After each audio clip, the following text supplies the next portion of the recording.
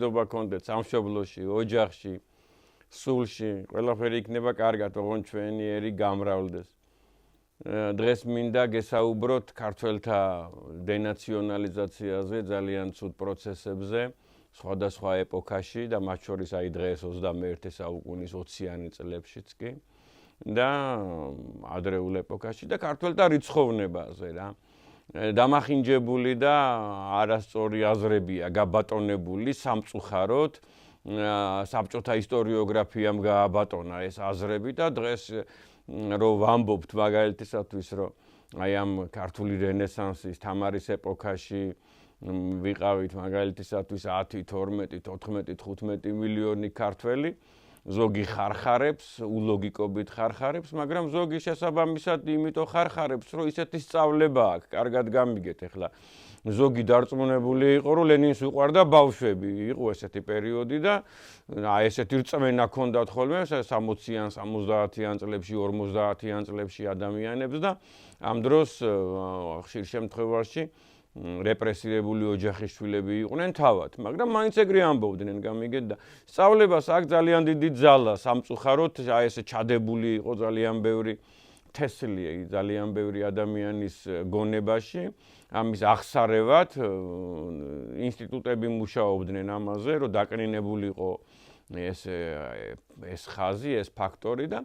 მერე უკვე თქვენით შეხედეთ ჯერ სანამ დაიწყებთ მაგალითისათვის ამის სამეცნიერო დონეზე შემოწმებას და შესწავლას, რომ აი დღესაც კი როგორ მიდის მაგალითისათვის ვინც დარჩა ცხინვალში და ახალგორში და ყორნისში და ასე შემდეგ ქართველი ხო დარჩა, ყველა ხო ვერ წამოვიდა და ყველა ხომ არ წამოვიდა. როგორ მიდის მათი გაოსება, ხო? ვინც დარჩა დღეს მაგალითისათვის და ცხოვრობს გალში, ოჩამჩირეში, სოხუმში, ძირძველი ქართველი, ნამდვილი ქართველი, როგორ მიდის მათი გააფხაზება. ეხლა ჩვენ ყველამ ძალიან კარგად ვიცით, რომ აფხაზი ქართველს ნიშნავს, მაგრამ იმ თვალსაზრისით როგორც დღეს მოიხსენიება და სხვა ეთნოსი ქვია დღეს ფაქტად რჩება. არა მარტო მე სხვა ეთნოსებსაც ჩამოგითვლით, რომელიც ძირძველი ქართული ეთნოსი იყო და დღეს მათი სახელი შესაბამისად სხვა ეთნოსებს ქვიათ. ეს ქართული ეთნიკური სახელები. შესაბამისად, აი თქვენ თვითონ შეხედეთ და წარმოიდგინეთ, როგორ მიდის დღეს აი მაგალითისათვის თუნდაც გალეკება იმ ადამიანებისა, ვინც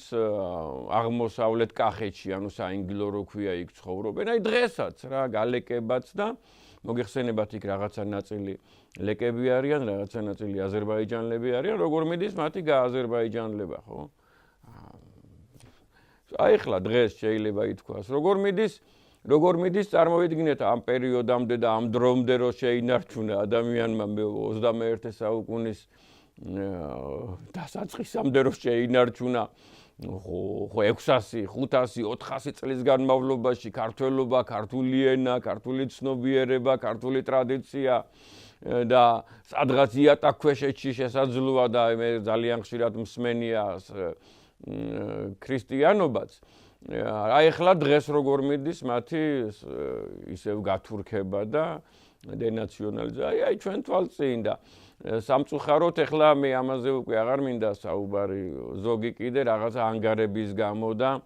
რაღაცა დოკუმენტისა და საბუთისა და შეიძლება რომელიღაცა ქვეყნის ვიზის გამო ამბობს უარს ზოგი სარწმუნოებაზე, ზოგი ენაზე და ასე შემდეგ. ჩვეულებრივი მომენტია, სამწუხარო მომენტია და საქმე იმაში მდგომარეობს, რომ თვითონ ისტორიული გეოგრაფია არის შერყვნილი და პატარავებული, შეცდომით აღწერილი, შეცდომით დაწერილი და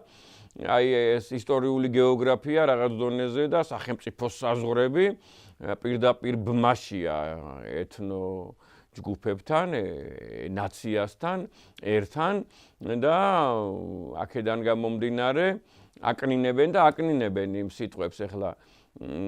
მაგალითისათვის ყველამ ვიცით, რომ ერი ცოცხალი ორგანიზმია რა, ის რაღაც დონეზე არსებობენ ინსტიტუტები, რომელიც ერთს განიხილავენ როგორც ერთ ინდივიდს რა და როგორც მაგალითად რომელიმე პიროვნებას შეიძლება მოექცნენ და მასზე ფსიქოლოგიური ანალიზი გააკეთონ, ეგრე ხშირ შემთხვევაში მთელ ერს რა, მათი ეთნოლოგიიდან და ნიშან-თვისებიდან გამომდინარე განიხილავენ როგორც ერთ ცოცხალ ორგანიზმს, ასე ვთქვათ და ძალიან მნიშვნელოვანია ამისთვის, ახლა რაზეა საუბარი, ვინ შემომედავება ამაში, რომ კონდეს იმ ერს სახელმწიფოებრიობა, რომ აი თქვენ იცით რა სხვაობაც არის ახლაერსა და ნაცია, რომ შედგეს ერთი დიდი ნაცია სახელმწიფოებრივი, ეროვნული მახასიათებლებით შესაბამისად და აი ზოგ ოროსანს რა, ზოგ ერთოსანს გონია, რომ აი თამარის ეპოქიდან ეგრევე გადმოვედით მე-19 საუკუნეში და მე-20 საუკუნეში და მეტადრე ის აუბედუროდ დაშლილი სახელმწიფო არ ახსოვთ და არ სწავლობენ აი მე-15, მე-16, მე-17, მე-18 საუკუნეში რო იყო ეს ფედერალიზაცია ზოგ მე ესე ვიტყოდი რომ ჩაუხედავს და ან აგენტს გონია რომ კარგია საქართველოსთვის აი ფედერალიზაციამ რა მოგვიტანა ძალიან მარტივად შეიძლება რომ გაიხსენონ და აი ეს სახელმწიფოებრიობა რომ დაიკარგა შესაბამისად ეს ნაციის სისუსტე სახეზია. მოდით ახლა კონკრეტულად მე გეტყვით მიმართულებებს რა და მე რომელიმე ახლა რასაც მოვასწრებთ დღეს მომიტევეთ ხანდახან გამიგრძელდება ხოლმე საუბარი რომელიღაც თემაზე და სხვადასხვა თემებზე გადავდივარ ეს ჩემი სისუსტეა და შენდობას ვითხოვ და დღეს რასაც მოვასწრებთ ამაზე ვისაუბროთ და მე გნებავთ შევომეხმიანეთ მე გნებავთ ეხლავე ვახსენებ იმ საშუალებებს და წიგნებს და ასე შემდეგ ინტერნეტში არსებულ რესურსებს რომლითაც თქვენ შეგიძლიათ ამ თემაზე მოიპოვოთ თავად ინფორმაცია. ხო მიდიოდა ქართველთა გარუსება. მოდით ახლა გარუსებაზე ძალიან მოკლედ ავთქვათ, მაგრამ ფაქტი ფაქტად რჩება, რომ არამც თუ რიგითი გლეხობა, არამედ ისეთი დიდი ადამიანები, ახლა კონკრეტულად არავისზე ვიტყვი, მაგრამ მაინც როგორც იყვნენ სარაჯიშვილი, დიდი ადამიანები, როგორც აი განათლებულები, ნასწავლები, თავადები, ასე სარაჯიშვილები, ციციშვილები, ანდრონიკაშვილები, ასე შემდეგ ხდებოდნენ ციციანოვ, ბარათოვ, სარაჯევ, ხო იყო ასე. ეს შესაბამისად და აბა რა თქმა უნდა იქნება ილია ჭავჭავაძის გარდა რამდენიმე ადამიანი იქნება რომელმაც არასოდეს არ მოაწერა ხელი ჭავჭავაძოვ, თუმცა არსებობენ თავადები, დიდგვაროვანები, მისი მოგვარეები, შესაძლოა ნათესავები, რომელიც აი იხსენიება ან თვითონ აწერს ხელს ჭავჭავაძოვ, სხვა ჭავჭავაძეებზე მაქვს საუბარი. აკაკი წერეთელსაც არ მოუწერია წერეთელოვ, მაგრამ არსებობენ წერეთელოვები და რამდენგანმე ხსენებული იყო აკაკი, როგორც წერეთელოვ და დიდი ვაჟა-ფშაველა ეხლა ხო ჩვენი მამა ვაჟა-ფშაველა ერთ-ერთი მამა ქართველი ერისა და განმანათლებელი და უდიდესი ადამიანი და გმირი ეპოქისა და ქართველი ერის გმირი, რომ თავი დავანებოთ მის ძალიან დიდ პოეტობას, ხო? ძალიან დიდ ცოდნას და ღმერთთან საუბარს, ხო? გორში რომ მუშაობდა მასწავლებლად სკოლაში ხელს აწერდა რაზიკოვ. ესეთი მძიმე მდგომარეობა იყო ახლა. ვის არ ეპატიება ეს, კარგად გამიგეთ. ვის არ ეპატიება და ესეთი ბრძოლები და წინააღმდეგობები იყო და კაშუეთის ეზოში მობრძანდით, კაშუეთის ეკლესიაში პირველ სართულზე შემობრძანდით და ნახეთ იქ არსებული სამარხები როგორი გვარები აწერია შესაბამისად აი საფლავებს და აქედან მიხვდებით როგორი ტენდენცია იყო გარუსებისა რა ეს მოკლედ აი ამასე შემოვიფარგლოთ და ესეთი ელიტარული საზოგადოება რუსდებოდა რაზეა საუბარი ახლა რუსდებოდა რაღაცა ნაწილი ახლა მოდით გადავერთოთ შიდა ქართლ-კახეთი სასწაული ტენდენცია იყო გასომხებისა, ხო? გასომხების ტენდენცია, ეხლა პირდაპირ გეტყვით ერთ კონკრეტულ მაგალითს, რომ მაგალითისათვის აი ატენის ხეობაზე მე ძალიან ხშირად მიყვარს საუბარი, იქიდან ვარ წარმოშობით დიდებული საოცარი ხეობაა, მხატვრული, ზეციური, მადლიანი, ბარაკიანი, ჯამრთელი. 61 ეკლესია არის აღწერილი ისტორიკოსებისა და მეცნიერების მიერ, 5 ციხესიმაგრეა ხილულად დღეს რო დგას და საოცარი ნაყოფიერება და ღვთისწყალობა აქ და ამ ხეობაში დაიბადა ერთ-ერთ სოფელში, იქ არის ფელი, ლული, ესეთი სოფლები, დრე. აი აქ დაიბადა სამედიცინო უნივერსიტეტის რექტორი, ყოფილი რექტორი 1940-იან წლებში მიხეილ სააკოვი, რომელმაც რექტორობასთან ერთად გადაიკეთა გვარი და გახდა სააკაშვილი. მოგეხსენებათ ვიზედაც არის საუბარი და ესენი და იქ მაცხოვრებელი ადამიანები, ეს არის 1400 მეტრი ზღვის დონიდან 1500 მეტრი ზღვის დონიდან და ის სოფლები რო ჩამოვთვალე, იქ არის კიდე ბევრ სოფელსაც ჩამოგეთვლით თუ გნებავთ და ვინმე საინტერესებს. იქ არის სხვათა შორის დიდი წერეთი, საიდანაც ჩვენი აზრით წერეთლები არიან პატარა წერეთი, ახალსოფელი, პიტნარა, თხილნარა, დარხუნდა და ასე შემდეგ, მღებრიანი, ოკიანი, ტამი, ჭვარები, სახორცე, დიდი გრანდიოზული სოფლები და დიდი სასწაული მოსახლეობა და ნასახლარები და ნაეკლესიარები გაოგნდებით ისეთი ქართლის მთებში, თრიალეთის ქედებია ესა და ეს ადამიანი იყო ეთნიკურად სრული ქართველი და იქ მაცხოვრებელი ყველა აბსოლუტურად ალბათ 1-2 ადამიანისა, რომელიც იყო ასული იმპერიის დროს და მის მიერ მოხდა იქ მაცხოვრებლების გასომხება. ეს იყო უდელი, რომელიც ასრულებდა მაჩის ბიუროს ფუნქციას და ჩემი დედულეთიც გორის რაიონია, ასე ვთქვათ რა, არის ესეთი სოფელი, ჯადოსნური სოფელი მერეთი და მისი ერთ-ერთი გარეუბანია ზარდიანთკარი და იქიდან არის დედა წარმოშობით და დედა სწავლობდა გორის რაიონის, ქალაქ გორის მესამე სკოლაში. და იგი ამბობდა ესეთ რაღაცას, ეხლა თქვენ თვითონ შეხედეთ, ძალიან გთხოვთ ლოგიკურად რა, რომ იგი ამბობდა, რომ კლასში 1940-იან წლებზეა საუბარი, წარმოიდგინეთ, რომ ნახევარ კლასს ჰქონდა გვარები არა ქართული დაბოლოებით რა. მაგალითად პეტრუსოვი, იასამანოვი და ასე შემდეგ და ესენი იწოდებოდნენ სამწუხაროდ შეცდომით სომხებად, არმენებად და ეხლა როგორც დედა იხსენებს და დედას კლასელი აი რამდენიმე ცოცხალია და ამ თემაზე მისაუბრია 5, 10, 15 წლის წინ ხშირად მისაუბრია.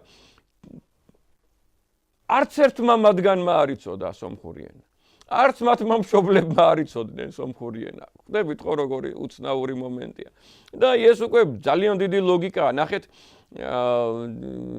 მე ახლა მოდით ჩამოვთვლი სხვა მიმართულებებსაც დენაციონალიზაციისა და მე ისევ რადგან აი გორის რაიონზე ვსაუბრობთ 5 წუთი დავუთმოთ ქართლ-კახეთში გასომხების ტენდენციას და ხაზებს რა და შესაბამისად საინგილოში, ანუ აღმოსავლეთ კახეთში ეს ყველაზე კარგი სიტყვაა და იქ პირიქითა კავკასიონიც აქვს ეგრეთ წოდებულ პირიქითა მხარეც აქვს ეგრეთ წოდებულ საინგილოს სინამდვილეში რო აღმოსავლეთ კახეთი ქვია და იქითაც ხო იყო რომ უამრავი ქართული სოფლები აი ანწუხეთში, დიდუეთში ხვდებით უკვე რა მხარია და რა რეგიონია იქ მიდიოდა გალეკება და დღეს მიდის გააზერბაიჯანლება. ეს დიდებული რაიონები, კახი, ზაქათალა, ბელაქანი, სოფლები, ალიაბადი და ასე შემდეგ, ჯადოსნური ეკლესიები, ქართული. ეს რაც შეეხება ქართველთა გასომხება ქართლ-კახეთში, უკვე ვახსენეთ მერე. აფხაზეთში აი დღესაც მიდის გააფხაზება. მერე ერთ-ერთი მიმართულება არის ლაზეთი და თრიალეთი გაბერძნება, მასიური ელინიზაცია წავიდა, მაგის მიმართულებასაც გეტყვით. ქართველთა გაოსება პირიქითა კავკასიაში რო დვალეთი იყო საოცარი მეფე რა იყო ერეკლე მეფის დროსაც გვეკუთვნის იქითა პირიქითა ქვეყანა და აი გიორგი სააკაძეს სამფლობელო სამოურავო იყო პირიქითა კავკასიის ეგ რეგიონი აი დვალეთი და მას რა გადატყორცნა აქ გაკეთებული ჯარებით რო გადავიდა ამ მთებზე აი მოწმენდი ლამინჩი რო უყურებთ ამ ჩვენ ზღუდეს რომელიც სამწუხაროდ გარღვეულია და შემორღვეულია დღეს მოგეხსენებათ როგორც და რანაირადაც და ცრუ სახელმწიფო არსებობს იქა და ფაქტობრივი ოკუპაცია, რომელიც დამთავრდება ღვთისწყალობით ძალიან მალე და საქართველო გაერთიანდება უდაოდ ღვთისწყალობით და ქართველი ერის რუდუნებით და მოთმინებით და მშვიდობით. შესაბამისად, აი როგორი გადასროლები აწარმოა და იქ რა დიდი რაოდენობა იყო ქართული შესაბამისად და როგორი ქართული განძები იძებნება სამწუხაროდ დღეს რო ყობანურ კულტურად მოიაზრება და არ ვიცი ბედავენ თუ არა მისი კომპეტენტური ადამიანები რომ უწოდონ მას კოლხური კულტურა, იმიტომ რომ კოლხეთი ძალიან დიდი იყო ვრცელდებოდა მტკვარ-არაქსის შესართავამდე და პირიქით კავკასიაში და ქვევითაც ჩაბოდიოდა მაგალითად 40 საუკუნის წინ და 35 საუკუნის წინ და ამაზე მოდით ახლა აი ამ კოლხეთი გავიხსენოთ ბოლო 5 წუთი ვისაუბროთ კოლხეთის კვალი ქართლში და ქვემო ქართლში და ასე შემდეგ. რეალური კვალი, აი ნამდვილი ხილული კვალი. ანუ გაოსება უკვე ვახსენე. მესხეთში მასიური გამუსულმანება მიდიოდა, აი დღეს მაგალითად ძალიან ხმაურიანი თემა თურქი მესხები, გამუსულმანებული ქართველები და ასე შემდეგ.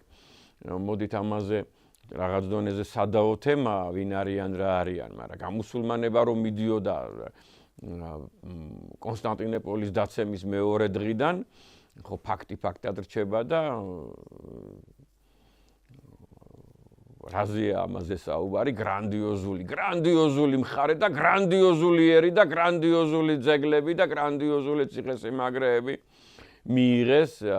დაიწერეს, შეიერთეს და ასე შემდეგ. და ასევე მოდით ვახსენოთ ერთი რაღაცაც, ეს არის გაკათოლიკება. მთელი ჩემი ბავშვობა მესმოდა რომ ეს კაცი ფრანგია, ეს კაცი იმ ოჯახზე, იმ სახლზე, სხვათა შორის სამლოცველო სახლზე, რომ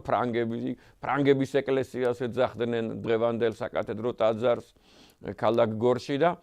ფრანგის უგვეგონა და ამ დროს საქმეზე რომ მიდგა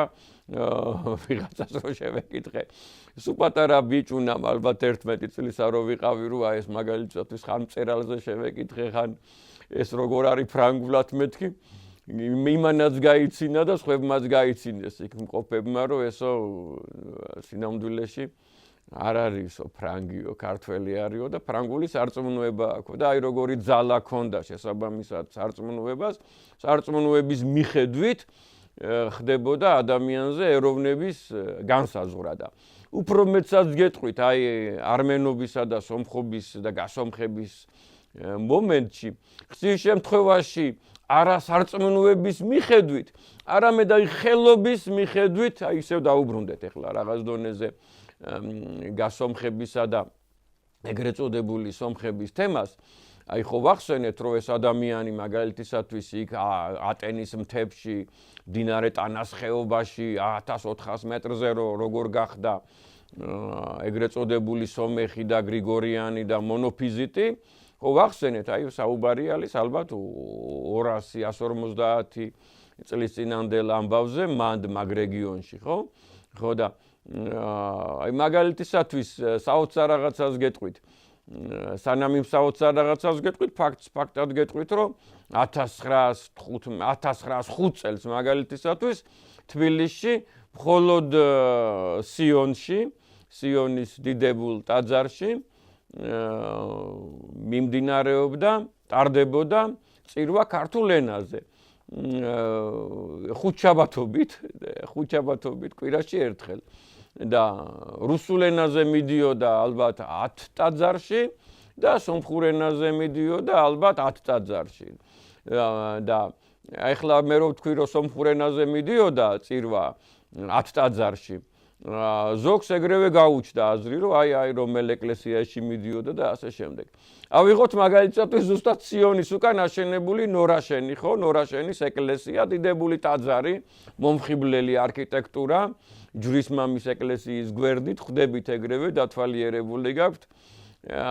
სხვათა შორის კიბეები რო არის, კიბეები ასასვლელი, შიდა კიბეები და ასე შემდეგ. ესე ამ კიბის ფასადზე რო უყურებ ესე გვერდით ამ მხრიდან და არა ზემოდან ქართული წარწერებია, რომელი ქვებია გამოყენებული უკვე ხვდებით და ეს ეკლესია ბატონებო არმენებმა კი არა აშენეს. ხო არის ესეთი ეთნიკური ერი არმენი სინამდვილეში, ხო? იმებმა კი არა აშენეს. ეს ააშენეს ქართველმა მონოფიზიტებმა, თბილისელებმა ააშენეს. ფინანსების უდიდესი პროცენტიც ალბათ გასომხებული ქართველების გადახდილი იყო და მუშაც ქართველი იყო და ხელოსაინც ქართველი იყო და ასე შემდეგ და ეს თბილისელმა ქართველმა მონოფიზიტებმა ააშენეს, რომლებიც იწოდებოდნენ სომხად. დაფიქრდით, აი ლოგიკა ახლა თქვენ ამბობთ, რომ ერევანში რამდენი ადამიანი ცხოვრობდა ახლა 150 წლის წინ რა პროცენტი იყო არმენისა, ეს კიდე სხვა თემაა, ამაზე სხვაგან გვისაუბრია და თქვენ ამბობთ, რომ საიდანვე ჩამოვიდნენ აქ არმენები და მათ ააშენეს ეს ძეგლები, რომლებზედაც დღეს აცხადებენ და ამბობენ, რომ მონოფიზიტურია. შეიძლება ერთი მაგალითად აი ჩამოვიდნენ, ის რომ რაღაც და დონეზე ისინი ოსტატები არიან და ხელოვნები არიან ამ სფეროში, ფაქტად რჩება, მაგრამ ეს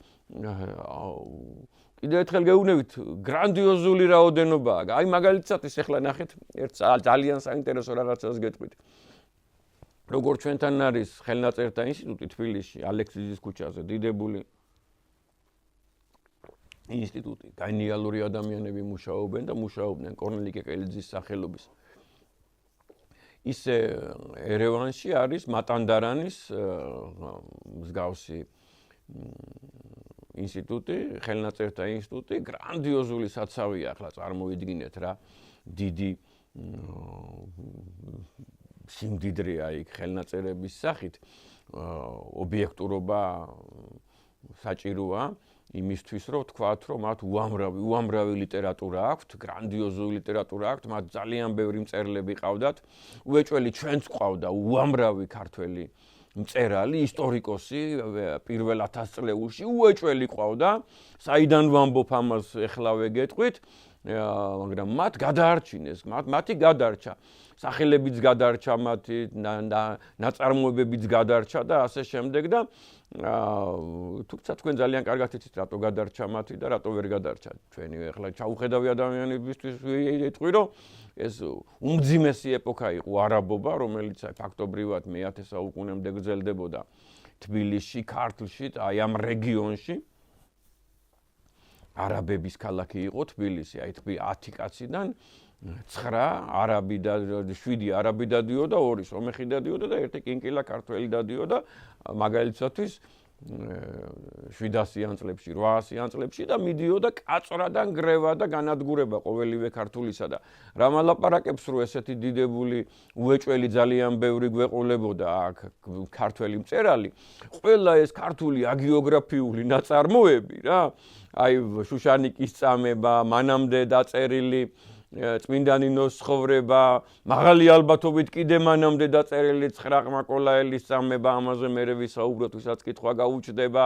ევსტათი მცხეთელის წამება, აბოთბილელის წამება, ასე და ეს ჰაგიოგრაფიული ძეგლები პირველი 1000 წლეულისა გამაოგნებელი ქართული ენით არის დაწერილი, გამაოგნებელი რამ ხრივ, რომ შემდგარი, დახვეწილი სალიტერატურო ენით, რომელსაც ყველა ვარიანტში ჭირდება უდიდესი წინაპირობანი, გამიგეთ? რომ ეს შედგეს რა, სალიტერატურო ენა, სამწერლობო ენა, საეკლესიო ენა. ხო, ეს ერთ-ერთი უმნიშვნელო, ეს ძალიან აკადემიური სიმაღლეა რა, ძალიან დიდი აკადემიური სიმაღლეა ესეთი ენა და აქედან გამომდინარე რადგან გვაქვს ესეთი მარგალიტები აქა-იქ ნაპოვნი რა, არც თუ ისე ბევრი, რომელიმე სხვა ქვეყნებთან შედარებით პირველ 1000 წლეულში, მაგრამ ესეთი ფასეულობით რო არიან ისინი დახასიათებულნი, ეს გვარწმუნებს, რომ იყო გრანდიოზული რაოდენობა მწერლებისაც, წერისას და ლიტერატურისას და ასე შემდეგ და როგორი ბრძოლა ქონდა გამოცხადებული ქართულ ბიბლიოგრაფიას და მწერლობას და ისტორიებს და როგორ არიან შეჭრილები სხვადასხვა ქვეყნის რედაქტორები ქართულ წიგნებში, ეს ძალიან ბევრჯერ გვაქვს ნათქვამი და ეხლა სხვადასხვა ქვეყნის მაგალითისათვის არმენებზე რო არა ვთქვა და რო ვთქვა ბერძნებზე, აი ბერძნებს მაგალითისათვის რო აქვთ ნაწარმოებები, სამ სხვადასხვა დიალექტზე აქვთ რა ნაწერი და აი როგორც მაგალითისათვის კარგად გამიგეთ ეხლა მე შეიძლება ვერ გავიგო ხვდებით რასაც გეუბნებით სამ სხვა და ამ დროს აქ მწერალი აი იოანე მინჩხის ქართული წაიკითხეთ მარტვილელი კაცია მე 900-იანი წლებისა და მე მაგალითისათვის წაიკითხეთ იგივე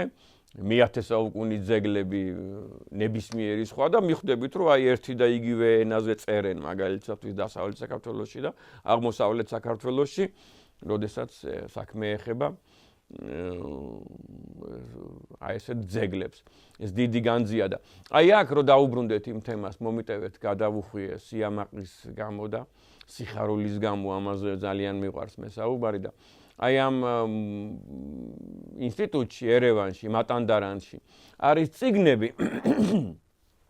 რომლებიც არის დაწერილი ქართული ალფავიტით ქართული ანუ ტრანსკრიფციით მოდით ესე ვთქვათ რა ხა ტრანსკრიფცია გამორიცხულია რომ ქართულად ვიცოდე რას ნიშნავს ქართული ანბანით ქართული ალფაბეტით არის დაწერილი სომხური გრიგორიანული საეკლესიო წიგნები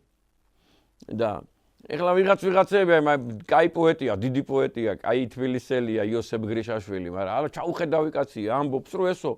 ესო გაქართველებული სომხებისთვის იწერებოდაო და ყველა ლოგიკით ეს იწერებოდა ქართველების არმენიზაციისათვის რა მათ არ იცოდნენ სომხური შესაბამისად ალფავიტი არმენიული ალფავიტი და მათ რო წაეკითხათ ქართული და მათ სჭირო ჩამჯდარიყო ეს არმენიული ტექსტი გონებაში და ასე შემდეგ და ხან შეიძლება ვერ გაეგო ჩინარცი, მაგრამ დაეზუთხათ ხო არის ამის ეხლა ნახეთ ანუ ეგეთი წიგნები არის უამრავი რომელიც ცხილულად ჩანს რომ ეს მიდიოდა ადამიანების გასომხებისათვის რა აი ქართველი ადამიანს რო წაეკითხა ქართული ალფავიტით სომხური ტექსტები სომხური საეკლესიო ტექსტები და ყურში გონებაში ეს ჩაჯდომოდა ეს არის ესეთი პრაქტიკა ნებისმიერი ენის სწავლისა დღესაც კი აი ახლა მე მაგალითად ვიცი რომ ამერიკაშიც და უყურებთ ფილმებს შეიძლება არ გესმით რა ინგლისური ენა მაგრამ რომ უყურებთ ნელა ჯდება და მე უფრო გაცილებით მარტივი ახლა 100 ფილმს რო უყურებ ინგლისურ ენაზე მე აღმოაჩენ რომ ეს სიტყვა რაღაცა სიტყვა მithumedes გამოთქმები ხო შესაბამისად აკაკი წერეთლის ესეთი მოთხრობაა სათაური დამავიწყდა საქმე ეხება იმერეთში იყო მეფე ალექსანდრე ოსმალობა იყო მაშინ ძალიან მძიმე ეპოქა იყო 1700-იანი წლებია და 1700-იანი წლებია და ყველა ციხესიმაგრე აკაკი წერეთლის მოთხრობაა ესა დაპყრობილი ჰქონდათ ოსმალებს გამიგეთ და მათ შორის ძალიან დიდი გავლენა ჰქონდათ მეფე ალექსანდრეზე და აი იმ პერიოდში იყო ამ თურქებმა ოსმალებმა შემოიტანეს ლიტერატურა სადაც არაბულ ენაზე არაბული ალფავიტით არამედ ქართული ალფავიტით იყო არაბული ტექსტები დაწერილი ხვდებით ხო როგორი მომენტია რომ ეს ადამიანები ამ ხრივ გაე ოსმალებინათ ოსმალური ტექსტები იყო დაწერილი ქართული ეს წიგნი სხვათა შორის ზაქარია ჭიჭინაძე აღწერს რომ აი ზაქარია ჭიჭინაძეს ხელში წერია ეს წიგნი და მუზეუმებში და ასე შემდეგაც იქნება იქ რა სიტყვაზე ერზრუმის და ტრაპიზონის და ანკარას საცავებში იქნება ასეთი წიგნები აი ესეთი ტენდენცია იყო რა და ეს ანალოგიური სომხურ გაარმენებასთან თემასთან ეს დავაკავშირე რომ აი როგორ მიდიოდა იქ გაოსმალება ტექსტებით რა მეტადრე აი ესეთი რელიგიური ტექსტებით შესაბამისად ეხლა მესამე რაღაცასაც გეტყვით რა აი არა მარტო გრიგორიანს ეძახოდა აი იყო ომი იმერეთსა და სამწუხაროდ აი მიწამის კდება ამაზე რომ საუბრობ რა ძალიან მოკლედ ვიტყვი, კარგად გამიგეთ, რომ ეხლა აი ამის დროს გამახსენდა, ჩვენ რო აქ შახაბას ვეუბნებოდით, თეიმურაზი და გიორგი სააკაძე და ასე შემდეგ ეგ ეპოქა 1625 წელს რო ვეუბნებოდით სპარსეთს, ირანს, ნახევარ სამყაროს, ხო, შეიძლება ითქვას იმ ეპოქის და ნებისმიერი ეპოქის ძალიან დიდ სამყაროს რო ვეუბნებოდით 1625 წლის 1 ივლისს რო ვეუბნებოდით და აი წკიპზე და აი ცოტა დაგვაკლდა რომ არ მოვიგეთ რა და აი ძალიან მწუხვარ ეგომი რომ მოგვეგო ალბათ მე უკვე უძლეველი გახდებოდა საქართველო და დაგვანებებდა სამუდამოდ თავს ეს სპარსული სამყარო და ასე შემდეგ და ეგომი რომ შედგა 1 ივლისს ამავე წელს აი რაღაც ერთთვიანი სხვაობით ლანჩხუთში ერთმანეთს შეაკვდნენ გურიელი და დადიანი. უამრავი ადამიანი ლანჩხუთის ომის სახელით არის ეს შესული. ანუ აქ რომ იქ სამოქალაქო ომი იყო, მოდი ასე დავარქვათ, რა ვიცი, ხო არ მეშლება რამე. ერთ შორის, ერთ ეკლესიაში, ერთ ეკლესიაში ერთ ეპარქიაში იყო ომი. სამარცხვინო ამბები დაგვემართა რა. ფედერალიზაციის ბრალია ეგ, სხვათა შორის ერთ-ერთი ნიშანი ფედერალიზაციისა ეგ არის. ხო და იქიდან რომ ეს ძალა წამოსულიყო გურიელებისა და დადიანებისა და დაგხმარებოდნენ მაგალითად 3-4-5000-ით მეტი ჯარისკაცი ყოლოდა და 10-20-30 ზარბაზნით მეტი გქონოდა და 100-200 შაშხანით მეტი გქონოდა და უეჭველი მოვიგებდით მარაბდის ომს. გეცოდინებათ ყველა წმინდანია იქ დაცემული ადამიანი, მათ შორის ხერხეული ძეები, მათ შორის 2 მიტროპოლიტი. დამავიწყდა კიდე ერთი გვარია, იქაც 9 ძმა არიან, იცით? დამავიწყდა. ხერხეული ძეები ხო არიან 9 ძმა, ერთი და დედა, გმირები. ყველაზე დიდი წმინდა ოჯახი ქრისტიანულ სამყაროში 11 კაციანი წმინდა ოჯახია, წმინდანთა ოჯახი. ხო და კიდე ერთი გვარია 9 ძმანი არიან ისინიც. ერთი სიტყვით შესაბამისად აი ხო იყო აქ და ეს ომი შედგა იმერეთსა და გურიას შორის და გაიმარჯვეს გურულებმა იმერეთის წინააღმდეგ და უნდა რაღაც დახარკვა ყოფილიყო და ასე შემდეგ და იქ რამდენიმე ოჯახი, რამდენიმე სოფელი უნდა წაეყვანათ ხარკის სახით და რო შესთავაზეს მაგალითად აი სიტყვაზე 50 ოჯახი გლეხისა გურიამ უარი განაცხადა რომ არა არ მინდაო მე გლეხები ვაი იქ თერჯოლაში არის სოფელი ჩხარი. ჩხარელი სომხები მომეციო რა და ეს ჩხარელი სომხები სინამდვილეში იყვნენ არა სომხები ეთნიკურად, არა არმენები, არამედ რაღაცა მოხელე ხალხი იყვნენ რა. აი მაგალითისათვის მიალფრეინეები, ან მაგალითისათვის კალატოზები, ქვის მჭრელები, რაღაც სპეციალობის მქონე ხალხი იყვნენ და იმის გამო რომ მათ ეს რაღაც სპეციალობა იცოდნენ და შესაძლოა სადღაც ისწავლეს რა სომეხთან თანამუშაობით და საიდანღაც იმის გამო რომ ეს სომხური ხელობა იყო, აი მოდით ესე ვუწოდოთ რაღაც დონეზე, ხვდებით ხო რას ვამბობ? აი ამ ხალხს, ამ ნამდვილ ქართველებს, მართლმადიდებლებს, იმერლებს, იმის გამო რომ ეს ხელობა იცოდნენ, სომხებად მოიხსენიებდნენ რა. და აი ესეთი ტენდენციები იყო. ნუ რაღაც დონეზე მგონი მიგახვედრეთ მიმართულებების და აი ახლა მე ობიექტურად ვიტყვი, რომ აი 1900-იანი 1900 მაგრამ როცა შედგა მაგალითად ქართული რესპუბლიკა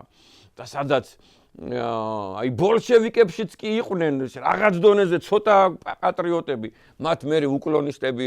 უწოდეს რა. რო იყვნენ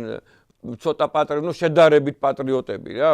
თლად გიჟებთან შედარებით და თლად ბოროტეულებთან შედარებით, რომლებმაც თვისაც არაფერი არ იყო ქართული ფასეულობანი, აი შესაბამისად ხო იყო ესეთი ტენდენციები და რაღაც დონეზე დაიწყო მე ეროვნული მუხტის გაღვივება და ასე შემდეგ. ძალიან ბევრმა ხო დაიწყო ფესვებში დაბრუნება, გვარის გადმოკეთება, ასე შემდეგ და მე მინდა გითხრათ, რომ აი ეს რო შეხვდა 1920-იან წლებში ამას ქართველი ერი, მთელი დიდი ქართველი ერი, აი იქ მაშინ ვინც იყო სომეხად მოხსენიებული, არმენად მოხსენიებული, 80% იყო ქართველი. უეჭველი, აი 1920-იან წლებში რო თბილისში, გორში, თელავში, ყვარელში, სიღნაღში და ასე შემდეგ ადამიანები ასოცირებულები იყვნენ სომხებთან, მათი 80% იყო ქართველი და დიდება უფალს უამრავიც დაუბრუნდა ეხლა ჩვენ ვიცით რომ უამრავი ადამიანი დაუბრუნდა ეხლა მაგალითად ჩემთან სოფელში, ატენში, ქალაქ გორში უამრავი ვიცი ესეთი რომელსაც სომხური და არიან დღეს მართლმადიდებლური ეკლესიის მრევლი, იციან დიდებული, ყოველთვის იცოდნენ დიდებული ქართული. ეს არის ერთი მიმართულება ეხლა რაზედაც ვისაუბრე. მეორე მიმართულება არის მოდით ვისაუბროთ რაღაც დონეზე აი გაოსებაზე. რაც ეგამ ვთქვით რომ იყო ესეთი გრანდიოზული კუთხე დვალეთი, რაზეა საუბარი ეხლა დიდი წმინდანი ყავს იქიდან ნიკოლოზ დვალი და უამრავი და მე უნდა მეთქვა შენდობას ვითხოვ რა წინდაც ვიტყვი შუაშიც ვიტყვი ბოლოშიც ვიტყვი რომ რომ მიტროპოლიტანანია ჯაფარიძეს ამ დიდი ისტორიკოს 21 საუკუნის ლეონტი მროველს და 21 საუკუნის არსენ ბერს და 21 საუკუნის არ მერიდება ამისი თქმა ივანე ჯავახიშვილს აქვს წიგნები ამაზე დაწერილი აი ქართველთა გასომხება, ქართველთა გააფხაზება, ქართველთა გაოსება, ქართველთა გალეკება, ქართველთა გამუსულმანება, პოლემიკა კათოლიკეებთან, აი ეს ყველა მიმართულებები აქ ესენი დაწერილი და გთხოვთ იხილოთ, მისი გვერდი არის მეუფიანანია წერტილი ინფო და იქ იპოვით და ამასთანავე მის მთელ ბიბლიოგრაფიას რო წაიკითხავთ და იქ სტატიებია კიდე ჩამოწერილი და ასე შემდეგ და რომ მიხვდებით რა გრანდიოზული ბოლო მოცულობით რამხელა მწერალია რა აი ბოლო კი ხელ ბოლოს უნდა შეხედოთ მაგას რა თქმა უნდა ხარისხი უნდა ნახოთ თავიდან მაგრამ ბოლო რა მოცულობების მწერალია და რა ტომეულების მწერალია აი ეგ უკვე მიგახვედრებთ თუ მე რატო ვუწოდებ მას ჩვენი დროის ივანე ჯავახიშვილს გრანდიოზული შრომების და წიგნების და სტატიების ავტორია ეს ადამიანი. შესაბამისად რაც შეეხება გაოსებას რა აი მაგალითად ლეკია ეს დოკუმენტს გაჩვენებთ დოკუმენტზე მიგვიწვდება ხელი რომ ლეკებს ფირმანი ჰქონდათ მოცემული რომ აი ქართლის მთებში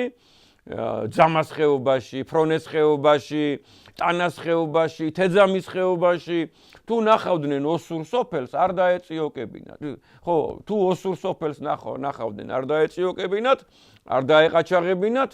იმპერიამ მისცა ეს ფირმანი, ანუ ბრძანება, დირექტივა. და თუ ნახავდნენ გრიგორიანულ სოფელს არ დაეწიოკებინათ, გამიგეთ და მატერიალური ხიბლი ძალიან დიდი იყო იმისთვის, რომ ქართველი ადამიანი osad დაწერილი იყო, გამიგეთ და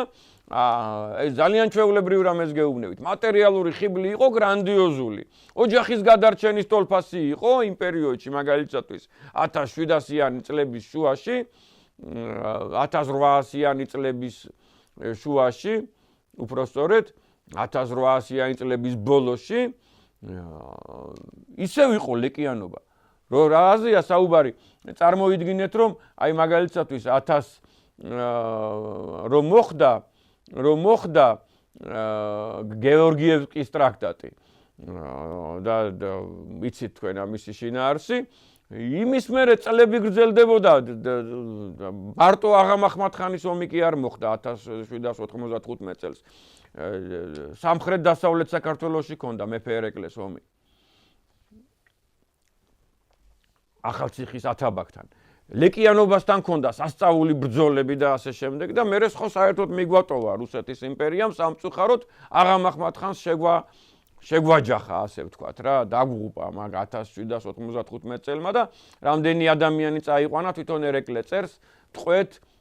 აღამახმად-ხანმა სპარსეთში და ასე შემდეგ და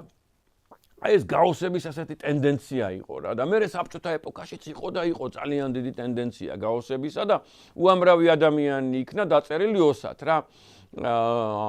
მიზესა და მიზეს და გამო ეხლა რო არ გამიგრძელდეს საუბარი იხილეთ მიტროპოლიტ ანანია ჯაფარიძის წიგნი ესე ქვია შიდა ქართლი ქართველთა გაოსება შესაბამისად 1990-იანი წლების დასაწყისში და აი მე-20 საუკუნის ბოლოს ჩვენ სამარცხვინო ამბები ჩავიდინეთ პიროვნულ დონეზე არ ვამბობ ღმერთმა იცის ვინ იყო მონაწილე და ვინ არ იყო ჩვენც ვიცით ვინ იყო მონაწილე და ვინ არ იყო მონაწილე ამ რბევისა და ადამიანებმა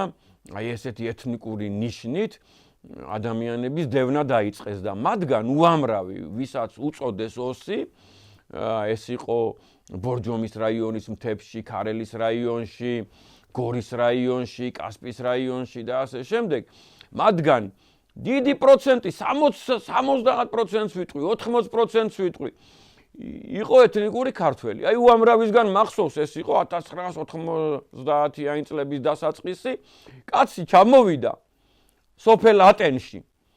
მე მაშინ 20-21 წლის ვიყავი და მე რა ის ოსი ვარო, მე როგორ ავარო ოსიო, მე რა ოსი ვარო, არა ვარო მე ოსიო, აი ესე ლაპარაკობდა რა. ხვდებით ხო როგორი მომენტია, არც მეო, არც ჩემი შვილებიო, რატო ვარო ოსიო, იქ მაღალფრიანი სოფლიდან იყო ჩამოსული, აი მეტირება ამას რო ვიღდგენ რა. არა ვარო, ანუ ვიღაცის გასაგონად ამბობდა, რომ ვიღაცისთვის მიეწვდინათ ხმა, გამიგეთ. მეუფი ანანია ამ დროს იყო ბორჯომისა და ახალციხის მთავარეპისკოპოსი ბორჯომში ქონდა რეზიდენცია და უამრავი დახურული ტაძარი გახსნა სამცხეში, ჯავახეთში, შესაბამისად ახალციხეში და მაგ რეგიონში მიტაცებული სხვადასხვა კონფესიების მიერ და ინსტიტუტი გააკეთა, სემინარია გახსნა და ასე შემდეგ დიდი ღვაწლი აქვს და სტატია დავწერეო, მეუფიანანია ამბობს, სტატია დავწერეო მაშინდელ პრესაში, მგონი სოფლის ცხოვრებაში თუ რომელიღაც ეგეთ გაზეთში თუ ადგილობრივ გაზეთში, გაზეთი ბორჯომი გამოდიოდა მახსოვს, სტატია დავწერე ამის თაობაზეო, რომ ამათი ეთნიკურ ვინაობაზეო და ალბათ მოხდა ამ ადამიანების ხელში იქ ცხოვრები ეგრეთ წოდებული ოსების ხელში და ერთხელაც სადაც ცხოვრობდიო გამოვედიო კარშიო და დავინახე ალბათ რო არ შემთხვევს ერთი 100 ადამიანი ნებისმიერი თაობის ადამიანი იდგაო და მელოდებოდა მათ მეწარმოვედგინეო მფარველათო და რაღაც ხაზათო იმ გზათო რომ მათი გადარჩენა მომხდარიყო და დაწიოკება არ მომხდარიყო და განსახლება არ მომხდარიყო და ამ ადამიანებს უნდათ ქართველობა იყვნენ ქართულ წიაღში ქართულ ენაში ეს ვიზე ვინც შეიძლება მართლაც იყო ოსი და უამრავი არ იყო ოსი უამრავი მე მინახავს რომ ორი სიტყვა არ იცის ოსური კაცო მსგავსი რამე არ ხდება ბუნებაში რომ ადამიანმა ოსური არ იცოდეს აი პაპაჩემის თაობის ადამიანმა რომ ოსი იყოს და ოსური არ იცოდეს შეუძლებელია სომეხი იყოს და სომხური არ იცოდეს შეუძლებელია ქართველი იყოს და ქართული არ იცოდეს 20 სიტყვა მაინც შეუძლებელია ხო ორი სიტყვა არ იციან მე ვიცი უამრავი ოჯახი გორის რაიონში ატენში ასე შემდეგ და მოხდა აი მათი ესეთი განდევნა ეს საშინელი შეცდომა ჩავიდინეთ რა საშინელი და ეს გორელი კასპელი ქარელელი ბორჯომელი პატრიოტი მერე მოგეხსენებათ შემოგვიბრუნდა ბესლანელ და ვლადიკავკაზელ მტრად რა ეს ომები იყო ერთი მეორე ხო აი ეს კიდე ერთხელ გეუბნებით აი ამას ლოგიკურად შეხედეთ გამიგეთ აი ამას შეხედეთ ლოგიკურად რომ აი როგორი დანაკარგები გვაქვს აი ამ ეპოქაში რა იგივე ახლა წეღან მაგალითად ვახსენე მთელი აი ორ კონკრეტულ რაღაცას გეტყვით ატენში ჩამობრძანდით მესტუმრეთ ბედნიერი ვიქნებით თუ ჩამოხვალთ და 5 ეკლესია 6 ეკლესია ერთ ადგილზე აი ძალიან ახლო რომ მანქანით სიარული არ დაგჭირდებათ ერთ საათში მოვილოცავთ 5 ეკლესიას აი სიონს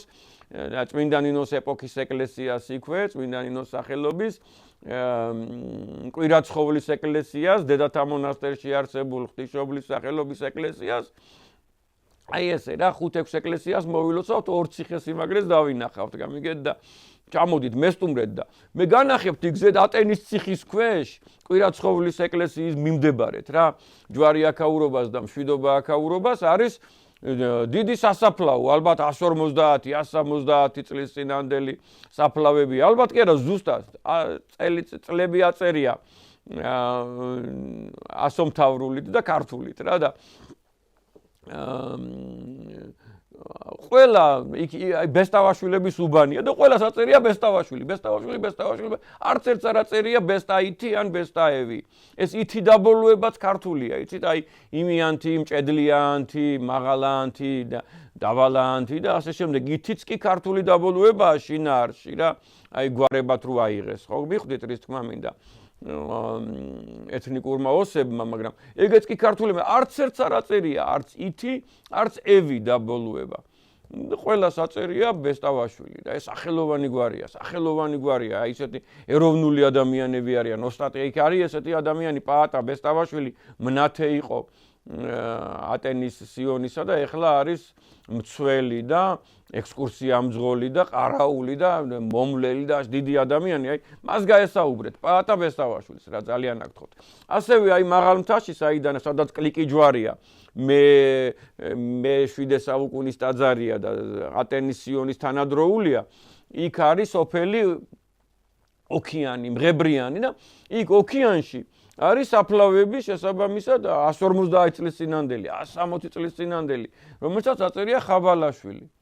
აი სამწუხაროდ არის ახლა რამდენიმე ადამიანი, რამდენიმე ოჯახი, რომელიც ამბობს, იმათის თავმავალი, შვილი, წერია ხაბალაევად რა. აი ჩვენი თხოვნაა, რომ აი დაბრუნდნენ ქართულ წიაღში, დაბრუნდნენ. ისინიც აი რაღაცნაირად იქნებ მიაწვდინოთ ხმა, რომ აი რაღაც დონეზე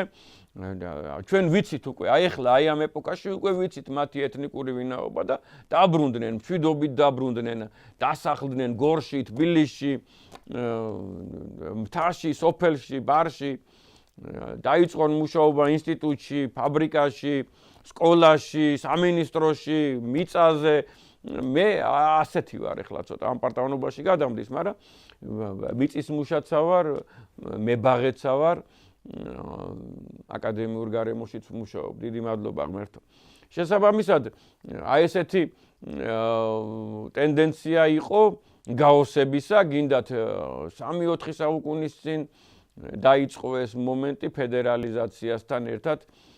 ქართველი ერის დაშლასთან ერთად. რაც შეეხება ლაზეთი, თრიალეთი, ეს გრანდიოზული ქვეყანაა, მოგეხსენებათ ლაზიკა, ლაზეთი დაბნეულიები არიან ის ადამიანები ან გადათქმა არ უნდათ ვინც კატეგორიულად ამბობს რომ კოლხეთი იყო მარტო დღევანდელი დასავლეთ საქართველო ბათუმს მაღლა და სოხუმს დაბლა ეს ოროსნის ან აგენტის ან არა ქართველის ნათქვამია გაბატონებული აზრია ვიცით უკვე ამაზე ბევრი გვაქვს საუბარი რატომ მოხდა ესა ვისგან მოხდა და ვისი ისტორიული გეოგრაფია გაიზარდა და ვისი დაპატარავდა კოლხეთი იწყებოდა სადაც არის სინოფი, კერასუნთა, მერე ტრაპიზონის დაბლა არის გუმიშხანე დღევანდელი გუმიშხანე, ძველი ჭანისა, მარგიროპოლისი, ვერცხლის ქალაქი, სადაც დღესაც ცხოვრობენ ადამიანები, რომელსაც შეეკითხები, ვინ ახარ ეროვნებითო და გეუბნება, რომ ქალდი ვარ, ხალიბი ვარ, ჭანი ვარ, ზანი ვარ, ლაზი ვარ, ვა იქ არის გაიკარა, ქალაქი, სურმენია ქალაქი, ოფი არდაშა, ტორული, ლერიონი, კოსე, პაიპერის აქეთ იქ არის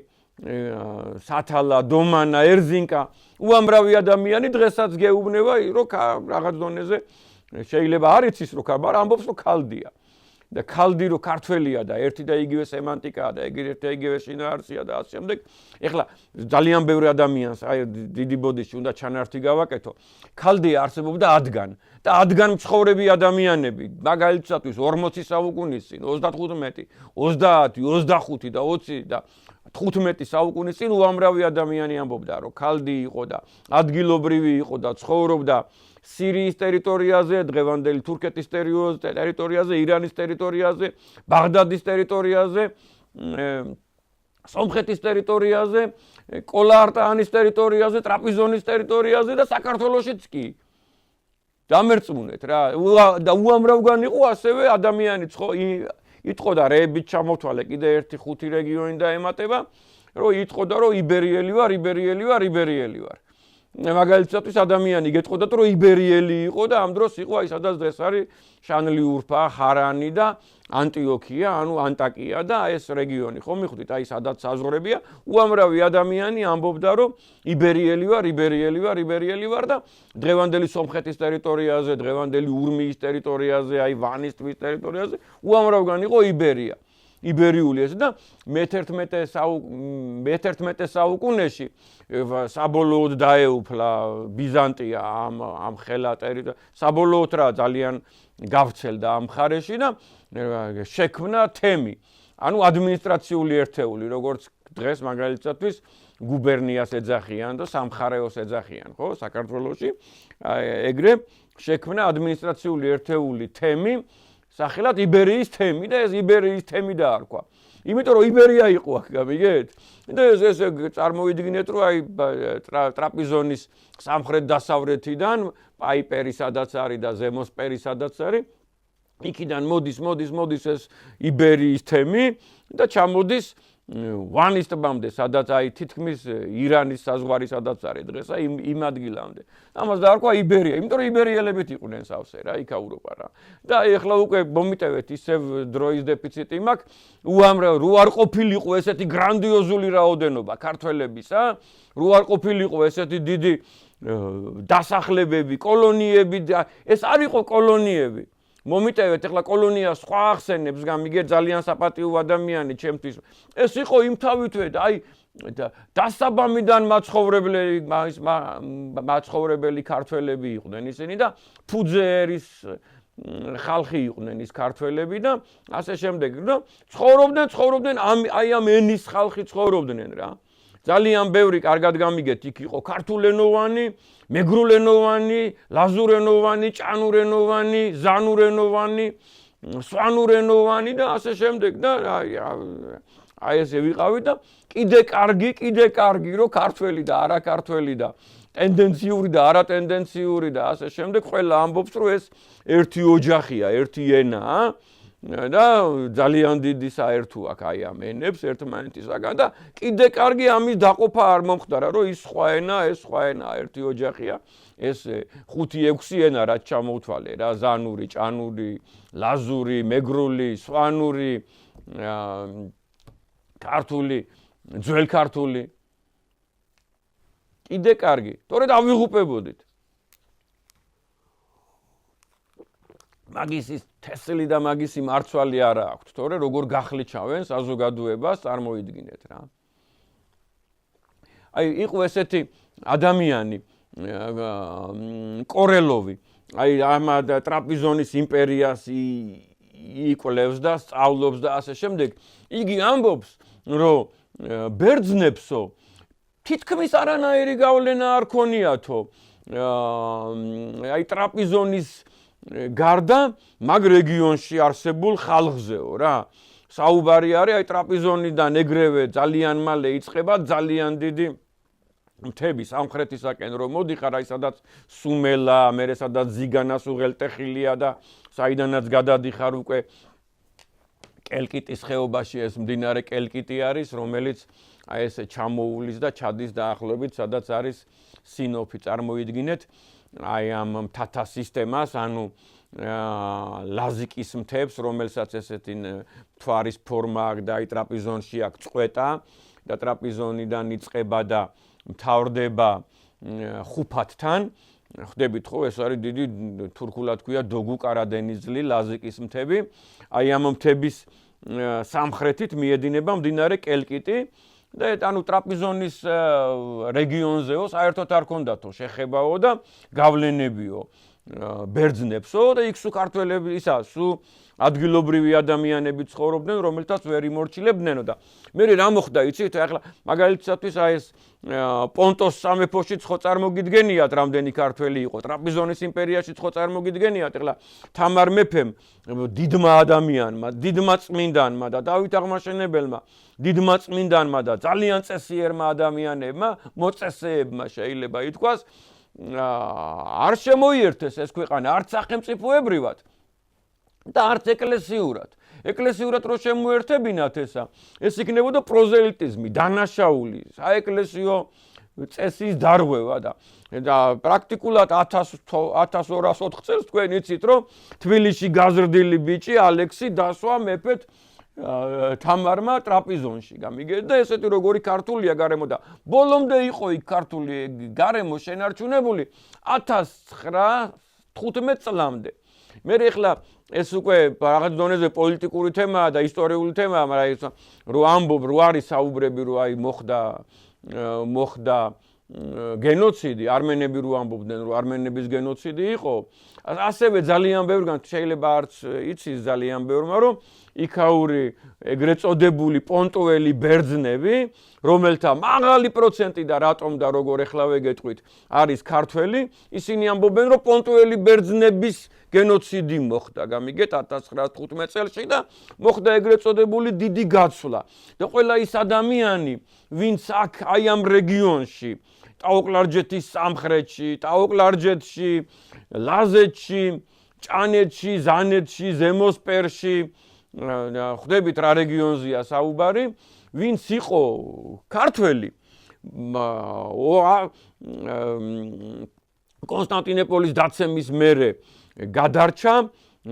არანაირი ქართული იურისდიქცია იქ აღარ იყო ოსმალეთის იმპერიაში, იყო სომხური ეკლესია, იყო ბერძნული ეკლესია და იყო მუსულმანური სამყარო, იყო კათოლიკური სამყარო. ან უნდა გასომხებულიყავი, ან უნდა გამუსულმანებულიყავი და თუ გინდოდა რომ სარწმუნოებაში მართლმადიდებლურში დარჩენილიყავი, უნდა გაბერძნებულიყავი იმ თვალსაზრისით, რომ ბერძნული ეკლესიის მრევლი გამხდარიყავი, გამიგეთ და 1915 წელს იქ მაცხოვრებელი ადამიანი, რომელიც ეთნიკურად იყო ქართველი, უამრავი ლაზი იყო, ჭანი იყო, ზანი იყო. მანდ მოგეხსენება სტრაბონის დროს სვანეთიც იყო რა, სადაც დღევანდელი აჭარის მთებია და სადაც კარჩხალია, კაჭკარია და გოდერძია და ასე შემდეგ. მან სვანეთი იყო 200,000 ჯარისკაცი ყავდა და ეს ვრცელდებოდა, კი მიდიოდა დენაციონალიზაცია, მაგრამ მაინც და ეს აქ მაცხოვრებელ ქართველებს დიდი გაცვლა მოხდა. საბერძნეთიდან წამოვიდნენ აქა თურქები და აქ მოკიდეს ყველა მართლმადიდებელს ხელი აბსოლუტურად ყველას ბერძნების სახელი და წაიყვანეს იქი და ეს გრანდიოზული რაოდენობა შეიძლება ითქვას რომ დავკარგეთ და აი ხმამაღლა ვამბობ მე ამას რომ დღევანდელი საბერძნეთის ტერიტორიაზე აი 200, 300, 400, 500 წლის წინანდელი ქართველი ცხოვრობს მილიონობით. მილიონი, შეიძლება 2 მილიონი, კაცო. უპრობლემოდ შეიძლება აი ოდესმე დრო მოვა და ეხლა რომ 150 ლარი ღირს და 150 დოლარი ღირს მგონი აი ეს დნმ-ის ტესტი და წარმომავლობა და ნათესაობის დამდგენი საშუალება დრო მოვა და ეს გახდება ალბათ 15 ლარი, 20 ლარი, 50 ლარი და ყველა გაიკეთებს ამ ტესტს გამიგეთ და აი გამოაშკარავდება ადამიანთა შორის ნათესაობა, გამოაშკარავდება მიგრირება და ასე შემდეგ და ყველაფერს ფარდა აეხდება. წინასწარმეტყველებაც არსებობს რომ მოვა დრო რომ ფარდა აეხდება ამ ყველაფერს და ამოვა ყველა საიდუმლო, ისტორიული საიდუმლო და ეთნიკური საიდუმლო და ასე შემდეგ და სირცხვილი იმ ადამიანებს, მათ შორის თუნდაც აკადემიკოს, რომელიც ამბობს, რომ ჩვენ თამარის ეპოქაში ოდენ 4 მილიონი ნახევარი ადამიანი ვიყავით ხალხო. როგორ შეიძლება აი ამ გრანდიოზულ ტერიტორიებზე და ერებზე უარის თქმა? როგორ შეიძლება, როგორი დიდი დანაშაულია, როგორი მწუხარებაა ეხლა უამრავი ადამიანის გულში რა, ასე შემდეგ და ასევე უდიდესი დანაშაულია ისიც, რომ თითქოს და აი რუსეთმა რო შემოგვიერთა 700,000 ვიყავით და მე ვიბარტყეთ. ნახეთ როგორი ტიტულატურა აქვს მეფე ერეკლეს რა, მეფე ერეკლე მეორეს და ის იმ ქვეყნების გამგებელი როა, განჯიდან დაწყებული, ტაოკლარჯეთით დამთავრებული, ის კი არ დაიპყრო, არამედ ყოველთვის საქართველოს იყო და იქ ცხოვრობდა უამრავი ქართველი რა. უამრავი ქართველი ცხოვრობდა, ეთნიკური ქართველი და იგივე ერევანში ცხოვრობდა უამრავი ქართველი, ძეგლები ნახეთ მართლმადიდებლური იქა და წარწერები ნახეთ და იგივე ანიშში ნახეთ და ასე შემდეგ და მათ შორის ზემო მესოპოტამიაში ყველგან იყო უმრავლესობაში ქართველი აი რო არ შემწხვეს ვიტყვი მე-5 საუკუნემდე რა აი მე-5 საუკუნემდე იყო სასწაულო და არქანჯელო ლამბერტი ჩამოდის მე 17 საუკუნეში და 1700-იან წლებში წარმოიდგინეთ 1600-იანი წლების ბოლოს და ნახულობს უამრავ ქართულ საეპისკოპოსოს სადა იცით ერზრუმში, ვალაშკერტში, ვანის ტბასთან, არარატის მთის სამხრეთით, არარატის მთის დასავლეთით, ასე შემდეგ გაოგნებულია ქართველთა სიმრავლით. ესენი ამბობენ არა არ იყვნენ ქართველებიო. ქართულად საუბრობდნენ, ქართულ მრევლში იყვნენ და ასე შემდეგ და არა არ იყვნენ ქართველებიო რა. ცოტა აი რაღაც ისეთი მომენტია რომ ისე ხო უამრავი ადამიანი გვეკარგება და ამ ხრივას ნუ დავკარგავთ რა. და ეხლა რაღაც პირადი კონტაქტებიდან დაწყებული ისტორიული ჩანაწერებიდან გაგრძელებული ძალიან გთხოვთ თუნდაც აღარ არსებობდეს კარგად გამიგეთ ის გვარი და რაღაცა მაისე ისტორიაში დავიბრუნოთ რა. არამს თუ ნამდვილ ადამიანს რო ვნახავთ რომ ქართულად დაგელაპარაკება, ქართული სახია, ქართული წარსული აქვს და რაღაცა უწერია იქ. შევეხვეწოთ ყველას დაბრუნდი ქართულ სამყაროში. ქართულ სამყაროში დავბრუნდი. ძალიან გვიჭირს. უნდა ვთქვათ ამისი აღიარება დემოგრაფიულად და ამას ვამატებთ იმას, რომ დღესაც მიდის დენაციონალიზაცია. და არც სახელმწიფო დონეზე, არც საუნივერსიტეტო დონეზე აი ეს ბრძოლა არ მიდის, რომ იცი რა, შენ ქართველი ხარ. აქ დაბადებული ქართველი ხარ და აი ამ დროს მოხდა შენი დენაციონალიზაცია და ასე შემდეგ. ღმერთმა გაგაძლიეროთ, ღმერთმა გადაარჩინოს ქართველი ერი, მისი ფუძე, მისი მომავალი. დიდი მადლობა ნათესაობისათვის, მეგობრობისათვის, ყურადღებისათვის. მშვიდობა გქონდეთ.